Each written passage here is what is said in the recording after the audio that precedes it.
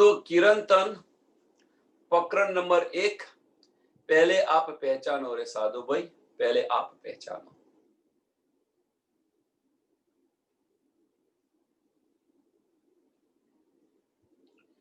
पहले आप पहचानो रे साधो, पहले आप पहचानो, बिना आप चिन्हे पार ब्रह्म को कौन कहे मैं जानो।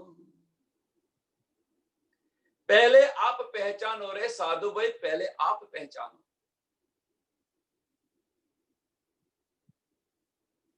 तारतम आपता पहला ગીતકની અંદર તમે જુઓ, ધણી દેવચંદ્રજીને સાક્ષાત્કાર થયો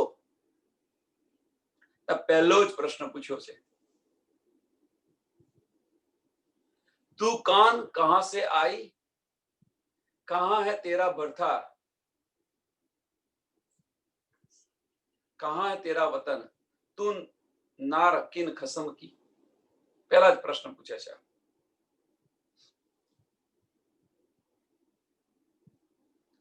तो એ જ વસ્તુ અહીંયા કહી રહ્યા છે કે પહેલે આપ પહેચાનો, તમે કોણ છો, ક્યાંથી આવ્યા છો, આવ્યા પછી ક્યાં જવાના છો। मीन्स આપણા આત્માની પહેચાન કરાવવા માટે કહી રહ્યા છે કે પહેલે આપ પહેચાનો।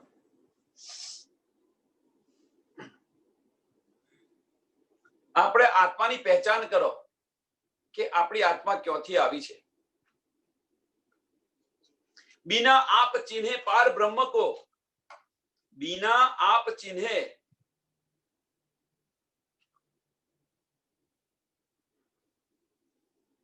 खुदनी पहचान न थाय,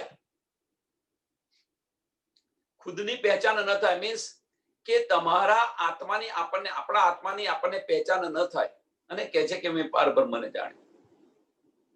કેવી રીતે શક્ય બને? એ શક્ય બને કેવી રીતે? એનું એક એક્ઝામ્પલ સરસ આપું કે કુવાની અંદર પાણી ન હોય અને કહે છે ભાઈ અવાડાની અંદર કે કુંડીની અંદર પાણી આવ્યું, એ શક્ય બને ખરું?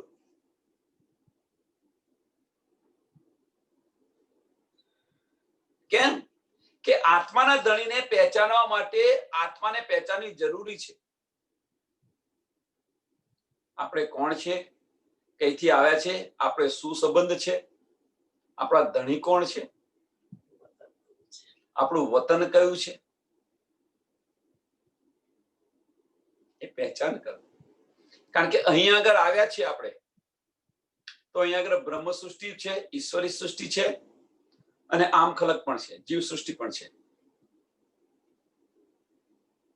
હવે ત્રણે ત્રણ સૃષ્ટિ મનુષ્ય તનની અંદર છે, ત્રણે ત્રણ સૃષ્ટિ મનુષ્ય તનની અંદર છે।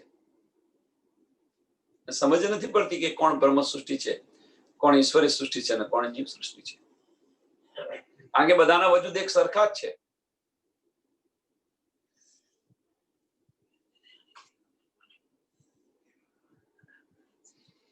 તો એને સમજવા માટે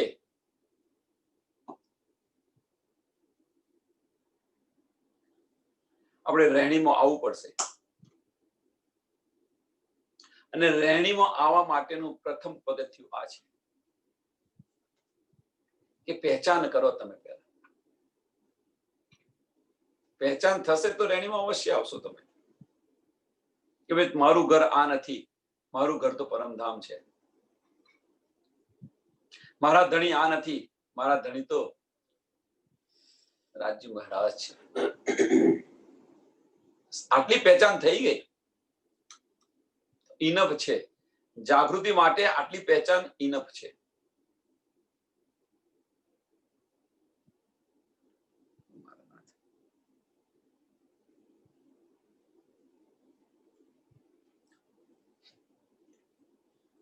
पहले आप पहचानो रे साधो भाई, पहले आप पहचानो, बिना आप चिन्हे पार ब्रह्म को कौन कहे मैं जानो। बिना आप चिन्हे, आपनी पहचान न थई होय तो પછી તમે પાર બ્રહ્મને કેવી રીતે કહી શકો કે મેં જાણ્યો એમ.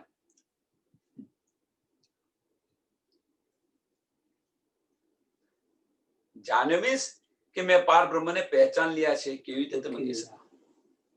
પહેલા ખુદને પહેચાનો. પહેલા ખુદને પહેચાનો.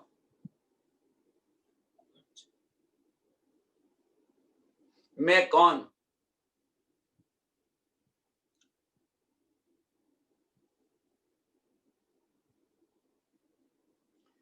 पीछे पीछे ढूंढो घर अपनो. હવે કે છે પહેચાન થયા પછી કે હું કોણ છું, ક્યાંથી આવી છું, શા માટે આવી છું, શું કરવા આવી છું, મારો ધણી કોણ છે. જો આ બધી સમજ પડ્યા પછી આપણને તો હવે તો ઘરે જવા માટે આપણું ઘર જોવું પડશે ને. કે હવે કે છે કે આપણું ઘર કઈ છે તો જુઓ. पीछे आप ढूंढो घर अपनो. तब कौन ठहरो ठहरानो.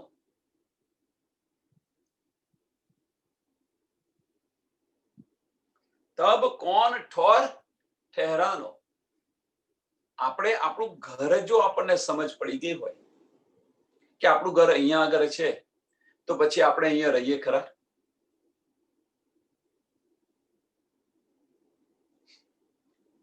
સરસ એક્ઝામ્પલ આપું. જાત્રા કરવા આપણે ગયા છીએ, જાત્રા કરવા ગયા છીએ આપણે, તો તમે 10 દિવસ થાવ, 12 દિવસ થાવ, પછી બધાને ઘર યાદ આવે કે આવો ભાઈ ચલો આપણે આપણા ઘરે જઈએ, હવે તો થાક્યા. તો ઘર યાદ આવે તો પછી ઘર આપણે વાપસ આવીએ છીએ કે નહીં, પછી ત્યાં રહીએ છીએ આપણે. તો એ અહીંયા કે છે તબ કોણ ઠોર ઠહેરાનો. તમે અહીંયા ક્યાં છો એ તો વિચારો. ક્યાંથી આવ્યા છો, આપણે કોણ છે, ક્યાંથી આવ્યા છે અને ક્યાં આપણું લઈને બેસી ગયા છે, શું આપણું લઈને બેસી ગયા છે. जब लग धर पावत नहीं अपनो, तालो भटक फिरत बरमानो. जब लग, જો સુધી આપણને આપણા ઘરની, આપણા ઘરે નહીં પહોંચે ત્યાં સુધી આપણે ભટકતા રહેવાનું છે. ભટકતા રહેવાનું, અહીંથી તઈ ને ત્યાંથી તઈ, ત્યાંથી તઈ. સંસારમાં જુઓ તમે,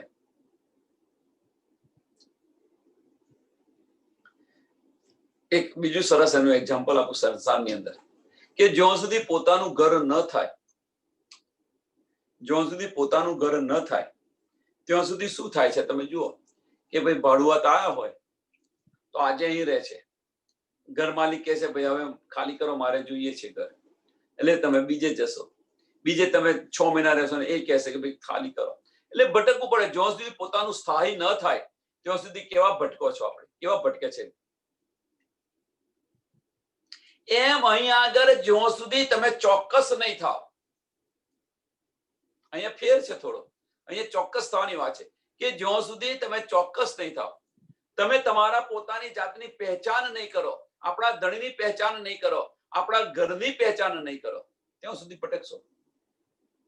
અને પહેચાન થયા પછી ત્યાં જવા પ્રયત્ન કરીશું કે નહીં કરીએ. આપણને આપણા ધણીની પહેચાન છે, આપણી પહેચાન છે. માફ કરજો, શેનકાર આવ્યા પછી અહીંયા બધું, તો પછી આપણે અહીંયા બેઠા છે કેમ, પ્રશ્ન છે.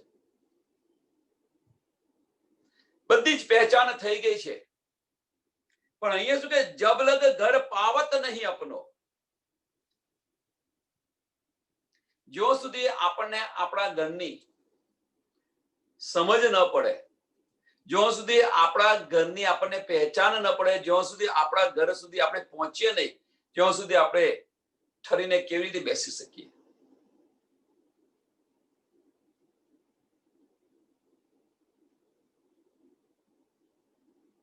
આપણા ઘરની સમજ પડ્યા પછી આપણે આપણા ઘર સુધી જ્યાં સુધી પહોંચીએ નહીં, કે આપણા ઘરમાં આવીએ નહીં, ત્યાં સુધી આપણે હાસ કે છે પેલા આનંદનો શ્વાસ કે ઠંડકનો શ્વાસ કેવી રીતે તમે લઈ શકો.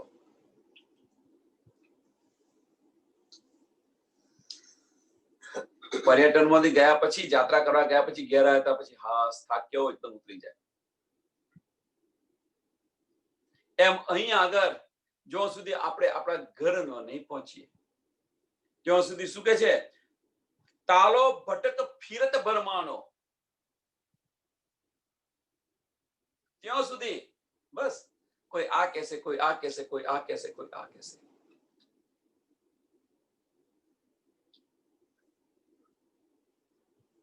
અહીં આગળ તો હવે તો બધા જ પરમધામની વાત કરી રહ્યા છે.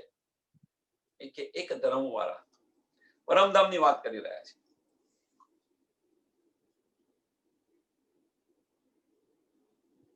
પોતપોતાના ધર્મ વાળા એ પણ કહી રહ્યા છે કે અમારાથી મોટું કોઈ નથી, અમારાથી ઉપર કોઈ નથી. સ્વામિનારાયણ ધર્મની અંદર જજો તો કહેશે કે અમારી ઉપર કોઈ છે જ નહીં.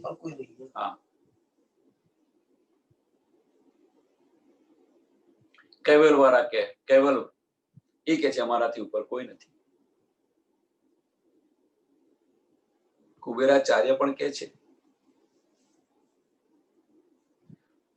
તો અહીંયા આગળ ભટકતા રહેશો બધે.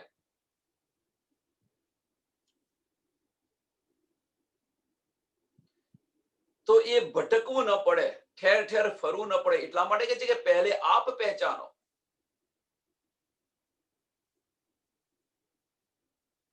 આપણે કોણ છે, કહાથી આવ્યા છે, અને લક્ષ બોધી દીધા કે અહીંયા આપણે જવું છે. નહીં તો આ માયા આપણને ક્યાં ખેંચી જશે કહેવાશે.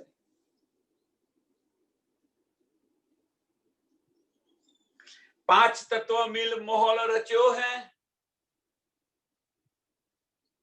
બ્રહ્માંડની ઉત્પત્તિ બતાવી. પાંચ તત્વ મિલ મોહલ રચ્યો હે. જલ, વાયુ, પૃથ્વી, આકાશ અને જમીન.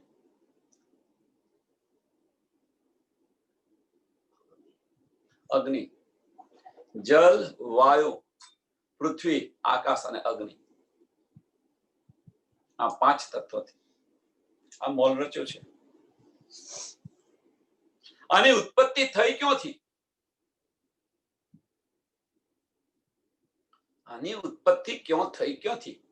તો પહેલામાં પહેલા તો મોહ તત્વમાંથી ઉત્પત્તિ થઈ છે.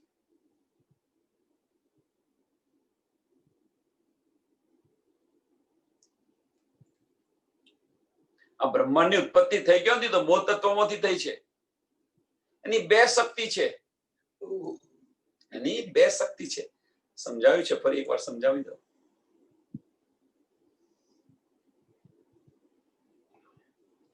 એક શક્તિ છે ગાયત્રી,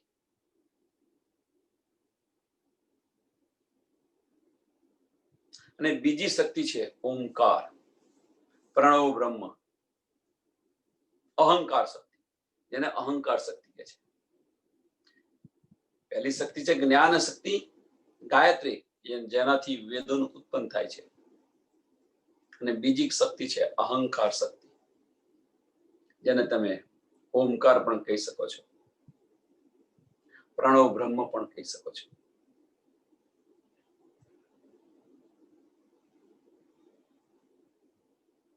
હવે વાસ્તવમાં જો ઉત્પત્તિ ક્યાંથી થઈ છે? મોહ તત્વમાંથી થઈ છે. અને મોહ તત્વની અંદર પાછી અહંકારમાંથી ઉત્પન્ન થયેલી છે. મોહ તત્વની જે શક્તિ કરી અહંકાર શક્તિ, એને ઓમકાર કહો છો તમે, પ્રણવ બ્રહ્મ કહો છો. ત્યાંથી આ ઉત્પત્તિ થઈ છે. તેની ત્રણ શક્તિ છે: ક્રિયા શક્તિ, ઈચ્છા શક્તિ અને જ્ઞાન શક્તિ. ક્રિયા શક્તિ, ઈચ્છા શક્તિ અને જ્ઞાન શક્તિ.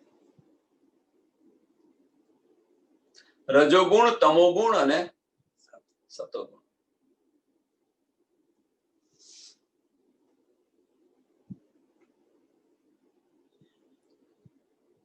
પાંચ તત્વો ઉત્પન્ન થાય છે.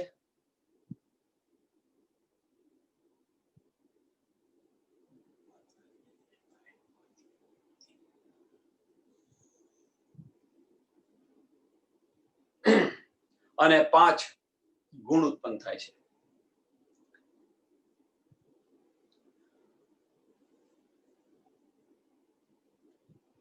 5 જ્ઞાનેન્દ્રિય, 5 કર્મેન્દ્રિય ઉત્પન્ન થાય છે, 20 અને 4 અંતસ્કરણ, મન, ચિત્ત, બુદ્ધિ ને અહંકાર, 24 અને 25મો જીવ. આ બધું સમજ્યા, ચલો સમજી લીધું આ કે આ મળી ગયું કે આ સમજ. પણ મેઇન વસ્તુ સમજવાનું શું છે કે ઉત્પત્તિ મૂળ ક્યાં છે? મૂળ છે ક્યાં? તો મૂળ છે અહંકાર. આનું મૂળ શું છે? અહંકાર છે. 5 તત્વો મિલ મોહલ રચ્યો હે, જો અંતરિક્ષ ક્यों અટકાણો, या में आसपास अटकाव नहीं, तुम जाग के ससे भानो. આ અંતરિક્ષની અંદર લટકી રહ્યો છે. કેમનો લટકી રહ્યો છે? શું છે? જો નવખંડોની આરતી તમે જુઓ, એની અંદર તમને ખ્યાલ આવશે કે કોણ પકડીને ઊભું રહ્યું છે. કોઈ કહે છે શેષનાગના માથા પર, મસ્તક પર છે પૃથ્વી, આખો ભાર. સંકાદિક ઋષિઓ થંભ બનેલા છે. ઉપરથી મહાવિષ્ણુ પકડીને ઉભા રહ્યા છે. પણ આ બધી સમજ ક્યારે પડશે? કે જ્યારે તમે જાગશો ત્યારે. તુમ જાગ કે સસે ભાનો, તમે જાગો પહેલા. અને સંશય છે, બધા સંશય દૂર કરો. એમ જ્યાં સુધી જાગશો નહીં, જાગ્યા પછી માયા અને ભ્રમ બંને જુદા તમને દેખાશે. અંદરના ચક્ષુ ખોલશો અને બહારના ચક્ષુ, બંને જુદું તમને દેખાશે.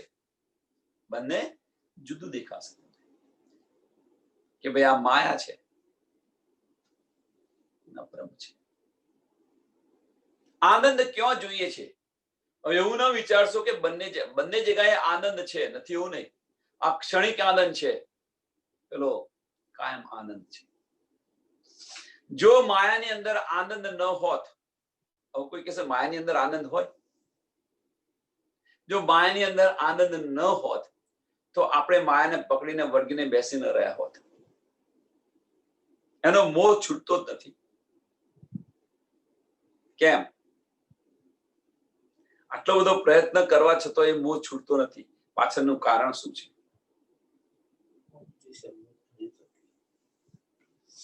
તો કોઈ કહે છે ઉપજી છે મૂળ ધની થકી. રાજ્યમાં રાજે ઉપજાવ્યું છે, પછી કેમ નહીં છૂટે?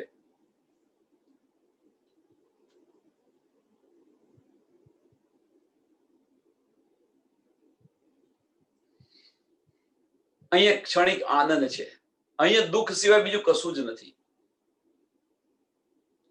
ઈશ્કની તો વાત જ ન કરશો. આપે તો સારા, ન આપે તો ખરાબ.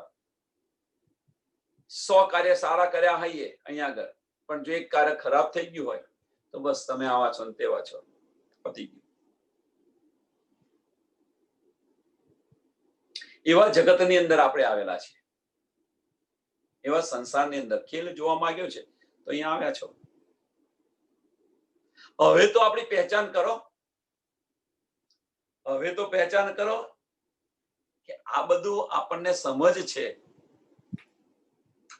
તો તુમ જાગ કે સસે ભાગો. આ બધા સંશયો દૂર કરો જાગીને.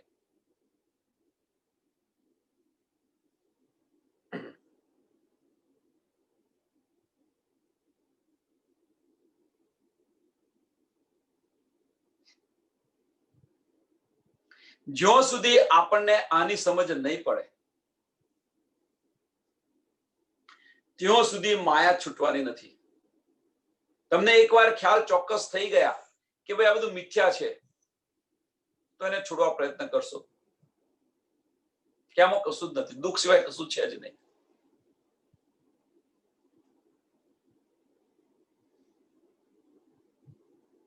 શરીરનો અમુક સુંદર સાથને કે અમુક તમે જોતા હશો બધાને શરીરનો મોહ હોય છે. શરીરને સજાવવા માટે કલાક બે કલાક સમય બગાડી રહ્યા છે. સુંદર સાથ જોયા કરીએ છીએ આપણે. 5 તત્વનું છે, જો બન્યું છે તેનો નાશ છે. એની અંદર સમય ન બગાડવા પ્રયત્ન કરો, પણ આપણે બધા જ બગાડી રહ્યા છીએ એની પાછળ સમય.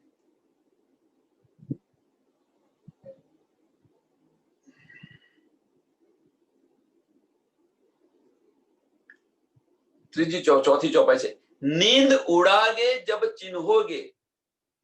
હવે આ નીંદ ઉડાડો. કઈ નીંદ? તો માયાની નીંદ ઉડાડો. માયાની નીંદ ઉડાડો. તો માયાની નીંદ ઉડે કેવી રીતે?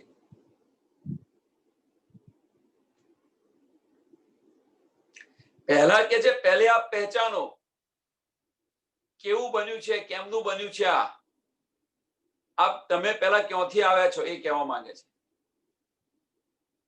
તમારું ઘર કઈ છે તમે જુઓ.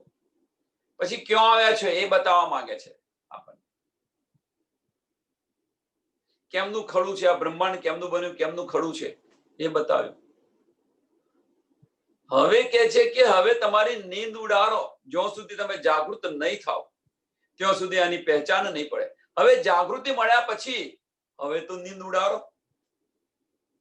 ક્યાં સુધી રહેશો અહીંયા આગળ? નીંદ ઉડાए जब चिन्होगे आपको.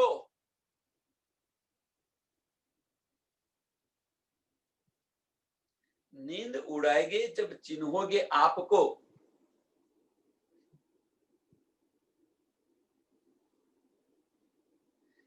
ક્યારે આની સમજ પડે છે? તો કોઈ કહે છે તો ખરું કે નીંદ ઉડાવીને ચિન્હોગે આપકો.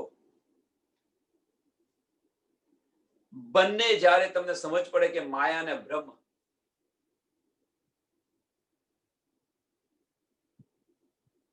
કિરણતરનો પ્રશ્ન છે કે એકઠા કેમ ના રહી શકે છે, એને જુદા પાડીને બતાવો. કિરણતરનો પ્રશ્ન છે.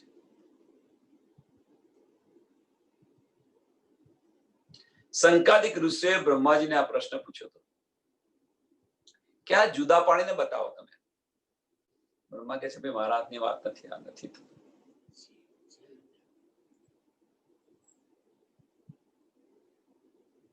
તો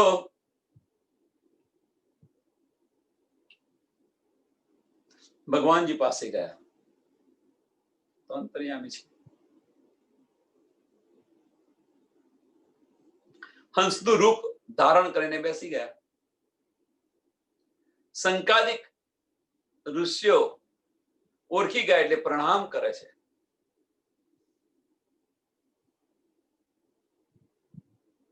સાંભળજો હવે અહીંયા કેમ આ પ્રસંગ કહું છું, બધાને સુંદર સાથે સમજ છે. આ પ્રસંગ બધાને સમજ છે. ગઈકાલે પણ ચર્ચા થઈ હતી અને આજે પણ ચર્ચા એની એ જ છે. હંસને જોઈને પ્રણામ કરે છે, ઓળખી ગયા કે ભગવાનજી છે. અને બીજી જ પલે એમને સંશય થાય છે. બીજી પલે એમને સંશય થાય છે. ત્યારે ભગવાનજી કહે છે એમને કે હવે તને સમજ પડી કે માયા અને બ્રહ્મ જુદા કેવી રીતે પડે.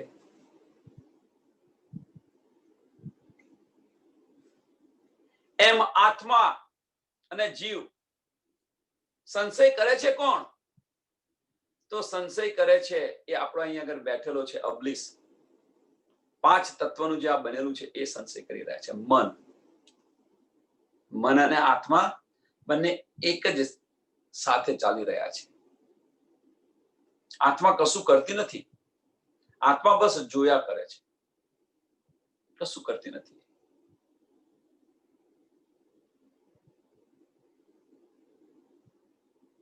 ગઈકાલે જ વાત થયેલી કે ભાઈ આપણે અહીંયા બેઠા હોઈએ ઘરે અને એક્સિડન્ટ થયો હોય તો ત્યાં આપણે તો અહીંયા ઘરે બેઠા છીએ અને બોમ્બેની અંદર એક્સિડન્ટ થયો હોય તો આપણે ત્યાં જઈએ છીએ. કોણ જાય છે? તમારું મન જાય છે અને તમારી આત્મા જાય છે, બંને જાય છે.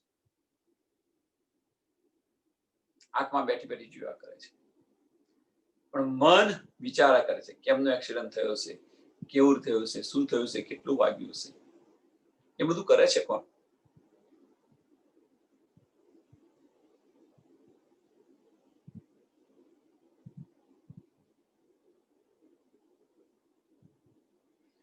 હવે ગઈકાલે જ આપણે વાત કરી હતી એમાં થોડો આગળ જઈએ. હવે એ જે મન છે, હવે જો મન સાથે આત્મા રહેતી હોય, મન સાથે આત્મા રહેતી હોય તો મન જે રીતે, આત્મા જે રીતે સ્થિર છે એ રીતે મન સ્થિર થઈ જાય તો બંનેમાં ફેર પડે ખરો? પછી બંનેમાં ફરક શું?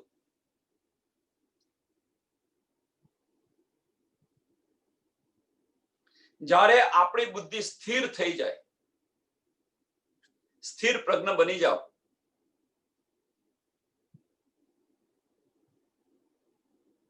પ્રજ્ઞા કે છે એને પ્રજ્ઞા કે છે.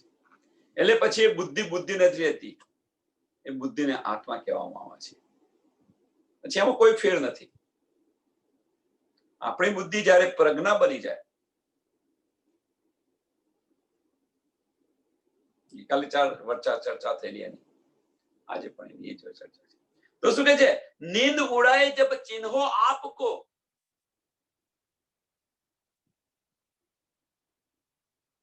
સમજ પડી ગઈ આપણને કે આ માયા છે, આ આપણા કશા કામની નથી, આપણને ઠગવા આવેલી છે.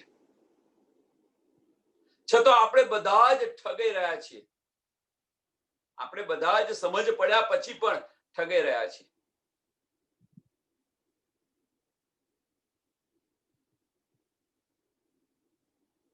વિશ્વામિત્રી જો 50,000 વર્ષ સુધી તપસ્યા કરે છે, ઇન્દ્રનું ઇન્દ્રાસન ડોલે છે, મેનકાને મોકલે છે, જો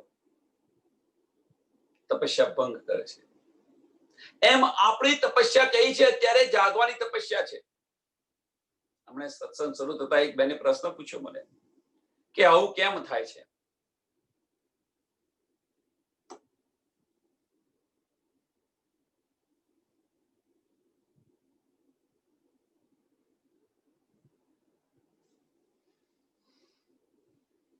તો આની પાછળ ફક્ત એક જ કારણ છે.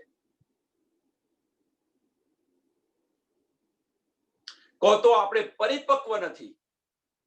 પરિપક્વ મીન્સ કે હજુ આપણી ઈચ્છાઓ માયાની અંદર રહી છે, પૂરી નથી થઈ. કહો તો આપણે પરિપક્વ નથી, અથવા રાજ્ય મહારાજ આપણને પરિપક્વ કરવા માટે આ બધું કરી રહ્યા છે.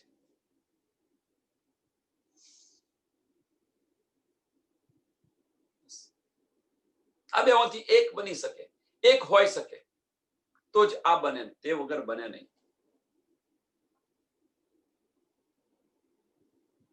ઉદાહરણ જુઓ તમે, કુંભારનું ઉદાહરણ જુઓ. બધા જુએ છે ગળાની ઉપર એ મારતો હોય છે.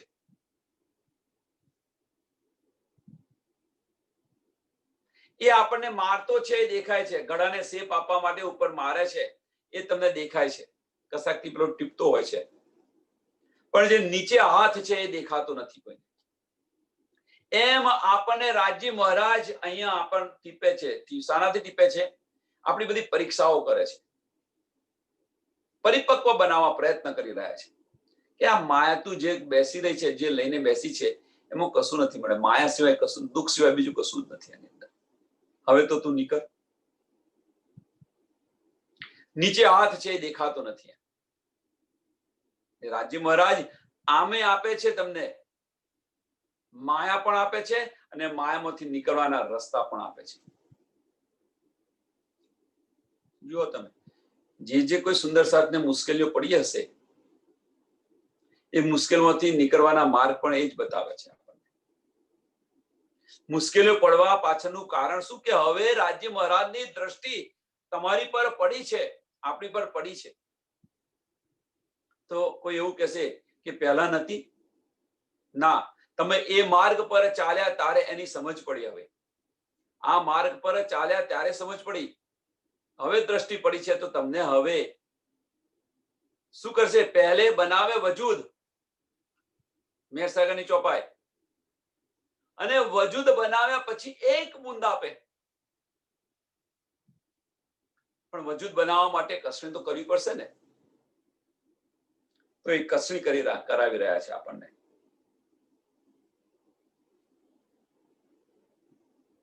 नींद उड़ाई जब चिन्होगे आपको, तब जानोगे मोहल यो रचानो, तब जानोगे मोहल यो रचानो. આ મોહલ, આ બ્રહ્માંડની ઉત્પત્તિ કેવી રીતે થઈ છે એની પણ સમજ પડી જશે, અને દેખાશે આમ કેવી રીતે. એનું ઉદાહરણ એક સરસ આપું. આજે બે સુંદર સાથ અણબનાવ બન્યો હોય, સમજી લો. હવે એ અણબનાવ બન્યો અને આવ્યા, એકબીજાની ફરિયાદ કરતા હતા. હવે એકબીજાની ફરિયાદ કરતા હતા, તો પછી તમે શું કરો કે ભાઈ જુદી રીતે પેલા સુંદર સાથને પૂછો, ભાઈ શા માટે આ બન્યું? પછી પેલાને પૂછો, ભાઈ શા માટે બન્યું? પછી તમને સમજ પડે કે નહીં કે આમાં કોણ સાચું છે ને કોણ ખોટું છે. ખોટાવાળાને આપણે સમજાવવા પ્રયત્ન કરીએ અને બંનેને સુલહ કરવા પ્રયત્ન કરીએ. ક્યારે સમજ પડી? કે જ્યારે અંદર ડૂબ્યા તમે એકબીજાના, કે ભાઈ શા માટે આ બન્યું, એકબીજાની અંદર ડૂબ્યા ત્યારે સમજ પડી તમને. એમ અહીં આગળ કહે છે કે તમે એકવાર અંદર પહેચાનો. તમે નીંદ ઉડાય જબ ચિન્હોગે આપકો, તો આ જે માયા છે, આ છલ છે, એ છલ તમને દેખાશે કે ભાઈ આ છલ છે બધું.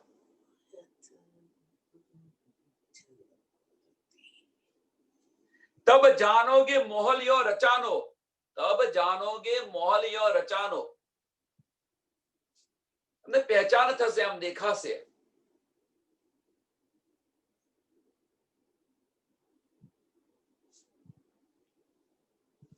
तब आप घर पाओगे अपनो, देखोगे अलख લખાનો. હવે શું કહે છે? જ્યારે તમને આની માયા ને અભ્રમ તમને જુદા દેખાશે, એમ કે આ માયા છલ છે બધું તમને દેખાશે કે ભાઈ આ માયા છે, ત્યારે તમને એનો અહેસાસ થશે તમારા ઘરનો. અહીં હું શા માટે આવી છું? તો છલ જોવા આવ્યા છો તો છલ જુઓ, લેશો નહીં. અને તબ આપે ઘર આપ પાઓગે અપનો. અહીંયા શું છે? આપે, મહત્વનો શબ્દ છે આપે. તબ આપે ઘર પાઓગે અપનો.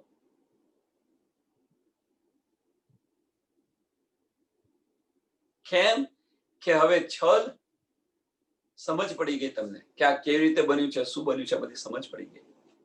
શરૂઆતમાં પહેલે આપ પહેચાનો કે છે, એ ચોપાઈ અને આ ચોપાઈને મેળવવા પ્રયત્ન કરો.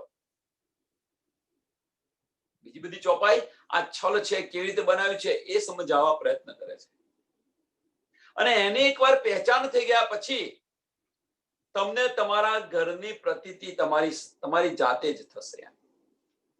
એ આપેનો અર્થ અહીંયા આ છે. અંદરના ચક્ષુ જ્યારે ખુલશો ત્યારે તમારી જાતે એની પ્રતીતિ થશે. ઘરની તો સમજ છે, આપણને આપણી જાતે પહેચાન કરે કે હું કોણ, કહા સે આઈ, કહા મેરા વતન.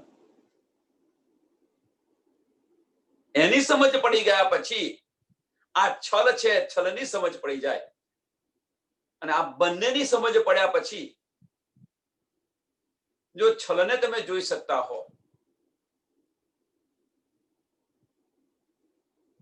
અને એની અંદર મોહ ન રહેતો, પહેલામાં પહેલી વસ્તુ ઈચ્છાઓ, પહેલામાં પહેલી તો ઈચ્છાઓ એ આપણું પતન કરે છે.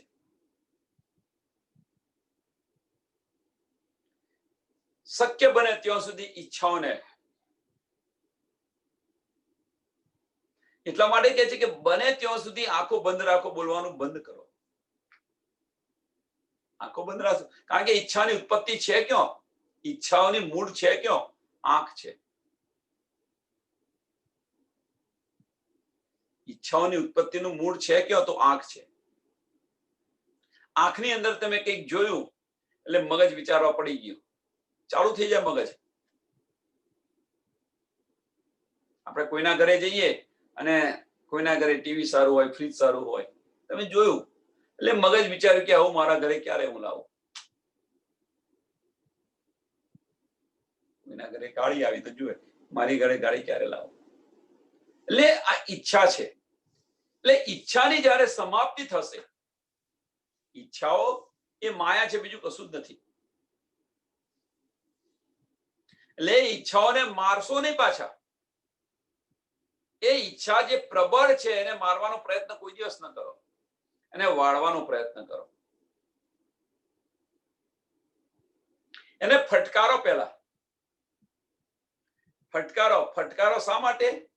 કે તું જે કંઈ કરી રહી છે, તારી ઈચ્છાઓ જે કંઈક બધી છે, એ ઈચ્છાઓ માયાની શા માટે તું કરે છે?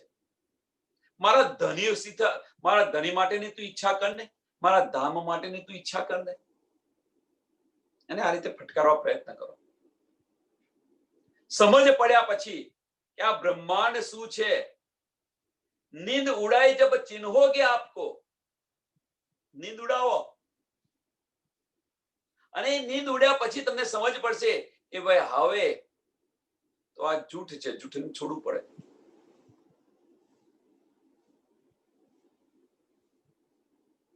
ચિન્હોગે આપકો, નીંદ ઉડાય કે ચિન્હોગે આપકો. ચિન્હોગે મહત્વની વસ્તુ છે. ચિન્હોગે શબ્દ અહીંયા આગળ આપકો કેમ કેમ કે છે? એની પાછળનું કારણ શું? આપણે ક્યાંથી આવ્યા છે જુઓ તમે, ક્યાં છે અને શું કરીને બેઠા છે. નીંદ ઉડાઈને જુઓ. આપણી ટૂંકમાં કે આપણી રહેણી જુઓ કે આપણી રહેણી કેવી છે.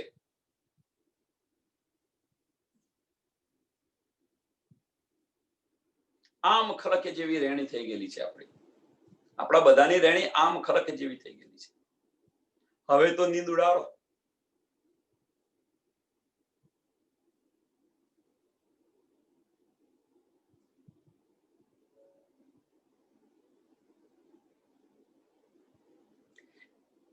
तब आप घर पाओगे अपनो,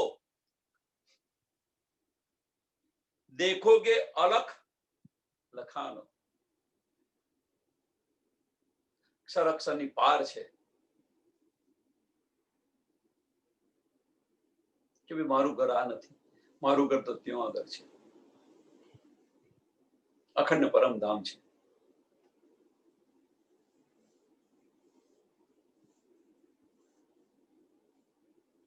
પણ આના માટે પહેલામાં પહેલા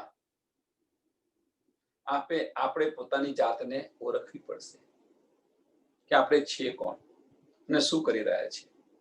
બસ ચોપાઈનું મહત્વ ફક્ત આટલું છે કે આપણે છીએ કોણ અને શું કરી રહ્યા છીએ. આની પહેચાન થઈ જશે તો જાગૃત થઈ જશું. બોલે ચાલે પણ કોઈ ના પહેચાને, પરખ નહીં પરખાનો. બોલે ચાલે પણ કોઈ ના પહેચાને.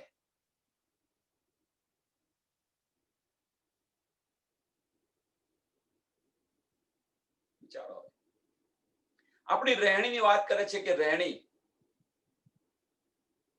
આમ ખલક જેવી આપણી રહેણી હોય.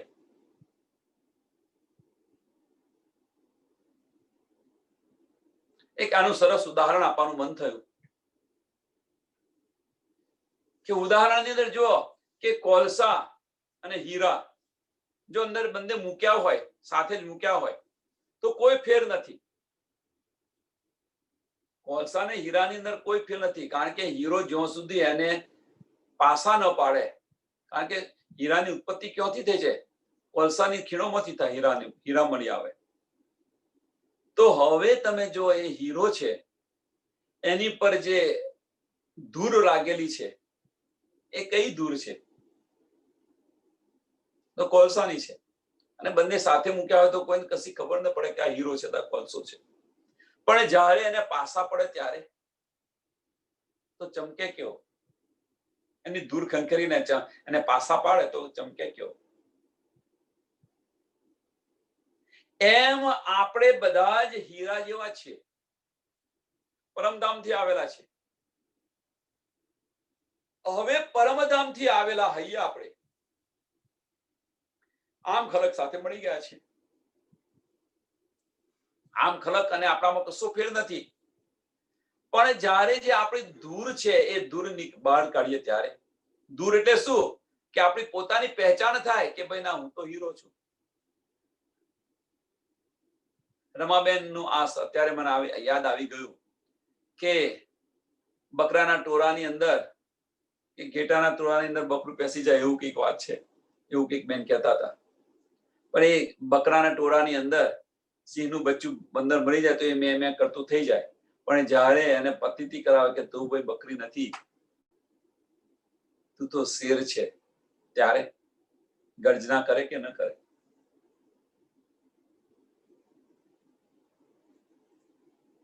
એમ આપણે બધા બ્રહ્મસૃષ્ટિ છે, અહીંયા આવીને આમ ખલક જેવા થઈ ગઈ છે. પણ પહેચાન થયા પછી જો આપણે રહેણીની અંદર આવીએ તો મીન્સ પાસા પાડીએ. રહેણીની અંદર આવે એટલે પાસા પાડવા. રહેણીની અંદર આવીશું તો બોલે ચાલે પણ કોઈ ના પહેચાને, પરખ નહીં પરખાનો. શ્રી મહામતી કહે માર મોહે પાર ખોજોગે, તબ જાય આપ ઓલખાનો. બોલે ચાલે બધું જ કરે, પણ ક્યાં આગળ? બાહ્ય દ્રષ્ટિથી. બધી સમજ પડ્યા પછી બોલીએ છીએ, ચાલે છે, બધું કરીએ છીએ.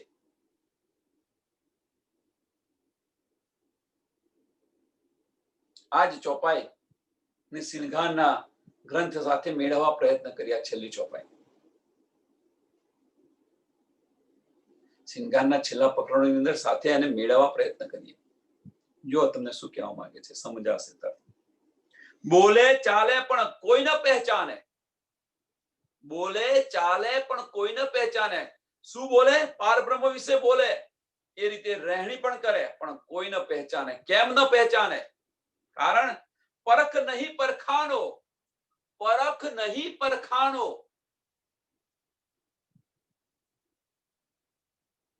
પરખ નહીં પરખાનો. શ્રી મહામતી કહે મોહે પાર ખોજોગે. શ્રી મહામતી કહે મોહે, મહત્વનો શબ્દ છે, મોહે પાર ખોજોગે, તબ જાય આપ ઓલખાનો. તબ જાય આપ ઓલખાનો. અને આપણે સિંઘાની ચોપાઈ સાથે જો મેળવવા પ્રયત્ન કરીએ તો શું કહેવા માંગે છે કે આ બધી આપણને શુદ્ધ પડી ગઈ. તમે કોણ છો, આ છો ને તે છો, બધી શુદ્ધ પડી ગઈ. માયાની પણ શુદ્ધ પડી ગઈ. એને દૂર તમે કરો તો તમારી પણ શુદ્ધ પડી ગઈ કે તમે કોણ છો. પણ એ શુદ્ધ પડ્યા પછી શું કે છે કે બોલે ચાલે પણ કોઈ ન પહેચાને. કેમ? બોલે ચાલે પણ કોઈ ન પહેચાને. ઇલમ મળ્યો આપણને. કહેવાનો મતલબ કે આપણને ઇલમ મળ્યો, જોશ મળ્યો અને હુકમ મળ્યો. ઇલમ, જોશ અને હુકમ ત્રણ મળે છે. અને આપણે બોલીએ છીએ બહાર તો ઈશ્ક જુદો પડી જાય છે. એ કહે છે કે કોઈને પહેચાન્યો. પરખ નહીં પરખાનો. પરખ નહીં પરખાનો. કેમ? જે કંઈક મળ્યું છે આપણે બીજે બહાર કહેવા જ બેસી ગયા. લેવા નહીં, બહાર કહેવા બેસી ગયા. અંદરના ચક્ષુ ખોલ્યા હોત એટલે કે છે શ્રી મહામતી કહે મોહે પાર ખોજોગે. અંદર ખોજો, તમે અંદર તપાસ કરો. અંદર તપાસ નથી કરવી, અંદર ડૂબવું નથી. મોહે પાર ખોજોગે તબ જાય આપ ઓલખાનો. ત્યાં આગળ શું કે છે? કારણ કે શિંગાર છે ત્યાં આગળ તમને ઈશ્ક મળશે, કારણ કે ઈશ્કને જુદો પાડેલો છે. ઈશ્કને જુદો પાડ્યો છે. જોશ, ઇલમ અને હુકમ સાથે છે. ઈશ્ક જુદો પાડેલો છે. અહીં આગળ એ જ કહેવા માંગે છે, ઓળખાણ માટે છે, શરૂઆત છે એટલા માટે. એ જે કંઈક આ બધું મળ્યું છે એ મળ્યા પછી આપણે બહાર આપવા પ્રયત્ન કરી રહ્યા છીએ. પણ તું ભીતર તો શોધ, અંદર ભીતર ડૂબાતો માગ. સરસ ઉદાહરણ એનું આપું, સરસ ઉદાહરણ આપું તમને એનું, કે આજે બીજું તો શું, પૈસા સિવાય બીજું શું ઉદાહરણ આપીએ? કે આજે ભાઈ તમને પૈસા મળ્યા, તમારી પાસે પૈસા આવ્યા. હવે પૈસા આવ્યા પછી તમે વેચવા મળશો તો તમારી પાસે શું રહેશે? તમારી પાસે રહેશે બીજું શું? આનંદ આપી. અંદર ડૂબો, તમે થોડા અંદર રાખો તમારી પાસે, તો તમને એનો આનંદ મળશે. એની લજ્જત તારે તમે લઈ શકશો. એ વગર તમે આપ્યા કરશો, મળ્યા એમ જેમ તેમ ફાવે એમ ઉડાડશો તો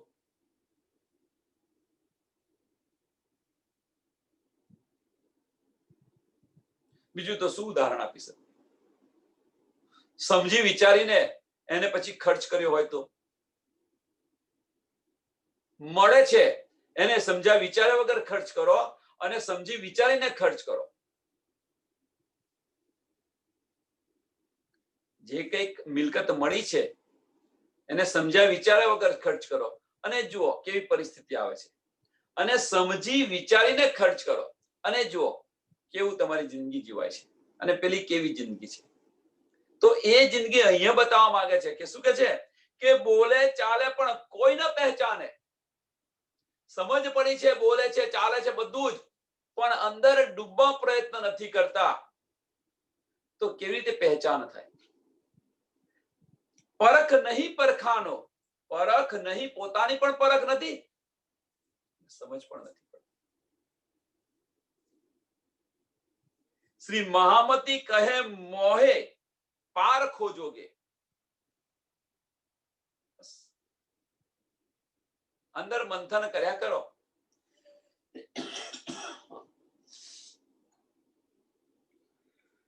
અંદર મંથન કર્યા કરો તો જાય આપ ઓળખાનો. તારે આપણી ઓળખ થશે, આપણા ધણીની ઓળખ થશે, આપણા ઘરની પણ ઓળખ થશે.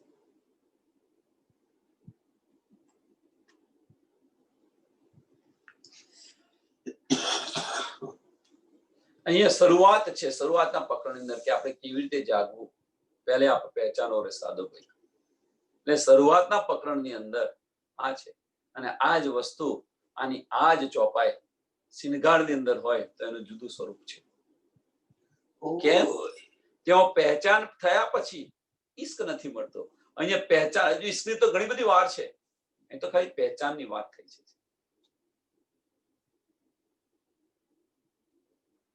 ખાલી પહેચાનની વાત છે. મળ્યા પછી આપ્યા કરશો, જેમ મળે છે એમ ઉડાડ્યા કરશો તો અંદર લો એને. જે કંઈક નિદ મળે છે એ કહેવાનો મતલબ કે જે કંઈક આ બધો સત્સંગ થઈ રહ્યો છે એ સત્સંગ થયા પછી અંદર એને એનું મંથન કરવા પ્રયત્ન કરો. જ્યાં સુધી એને વાગોડશો નહીં ત્યાં સુધી આનો રસ નહીં મળે. એટલા માટે તો બધા સુંદર સાથે હું વારે ઘડીએ ગયા કરું છું કે આપણે છે ને જાનવર જેવા બની જઈએ, ગાય ભેંસ જેવા બની જઈએ. એ શું કરે છે કે પહેલો ચારો આપે એ બધો જ ખાઈ જાય અને પછી નિરાંતે બેસી અને વાગોડ્યા કરે. તારે એમને રસ મળે. એમ આજે કંઈક થઈ રહ્યું છે એને તમે પહેલા લો અને પછી એને વાગોડો. જ્યાં સુધી વાગોડશો નહીં, જ્યાં સુધી એનું આત્મમંથન નહીં કરો, તમારી જાતે મંથન નહીં કરો, ત્યાં સુધી જાગૃતિ નહીં થાય. જાતે ડૂબવું પડશે. જ્યાં સુધી આપણે જાતે ન ડૂબીએ ત્યાં સુધી મોતી નહીં મળે. મરજીવા આપણે જાતે જ થવું પડશે. અંદર જાતે ડૂબવું પડશે.